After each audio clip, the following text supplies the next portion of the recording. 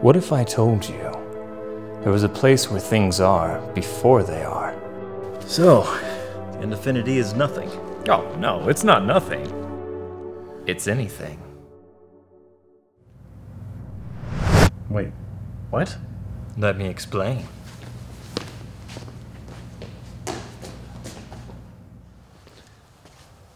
Imagine this cloth represents the fabric of reality. Above it contains all measurable and determinable existence, space, time, matter, etc. Below is the Undefinity, a place where things are infinitely undefined. Space, time, matter, even thought are not just relative, they're virtually non-existent, or at least they're in a perpetual state of shifting and changing. In short, the Undefinity is possibility. Now imagine this knife is the portal. As you see, it is bending the fabric of reality, pushing it to where the Undefinity used to be. This is where we are now. So you see, technically, we're not in the Undefinity, but the space that the Undefinity used to be.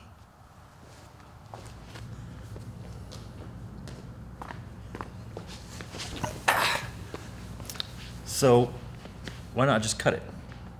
What? Just cut the fabric, go straight to the Undefinity. Because we rely on reality in order to exist, so we can't go to the Undefinity itself. Yeah, but why do things just appear, like, suddenly? If I had to explain that, I'd do it like this. Every now and again, the Undefinity leaks through the fabric of reality and joins us here in the real world, where it becomes defined and set.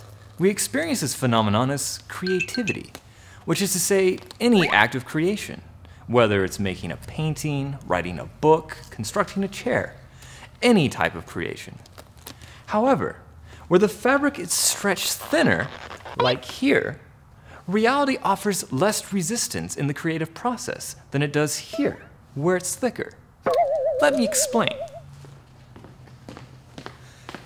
In way of analogy, imagine this rock is the Earth, and that this little Earth is a meteor.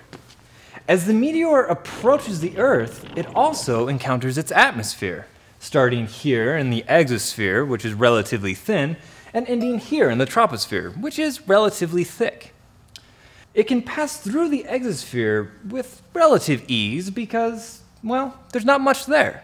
But as it gets closer and closer to the Earth, it encounters more and more resistance. And this resistance turns into friction and heat, which burns the meteor and breaks it apart before it even has a chance to make it here, to the Earth. Only a particularly big or strong meteor can ever make it to the surface. Likewise, as something from the Undefinity approaches reality, it encounters more and more resistance. In fact, most things or ideas from the Undefinity break apart before they even have a chance to be fully realized in reality. Only particularly big or strong ideas tend to make it. But we're here, in the exosphere of reality, if you will.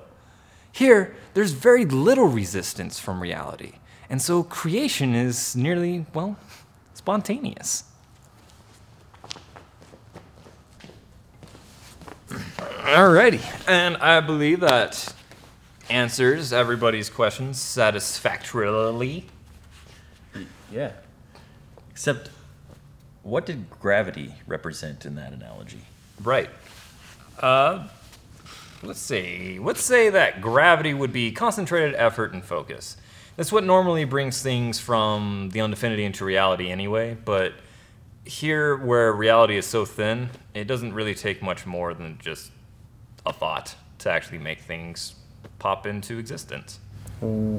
Wait, where are you coming up with all this?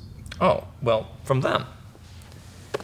They are literally creating our world because the Undefinity is connected to all of us. And so, yeah, Well, I guess if we're gonna be hanging out, we should probably formally introduce ourselves. I'm Ben. I'm Steve. And I'm John. We're the Layton brothers. And this is the Undefinity. Well, it's not real.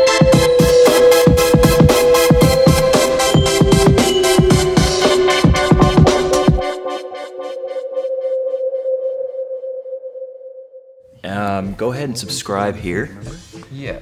and share it around to your friends. We're gonna try to release the show probably every Friday night, really 7 good. p.m. Mountain Standard Time. It would have been confusing. Yeah, but I remember you floated down. Yeah, so see you next Candy week. like this, and you said, "Welcome to the Undefinity." Yeah. And that's And I remember that you knocked the candy out of my hand, like kind of like a turd.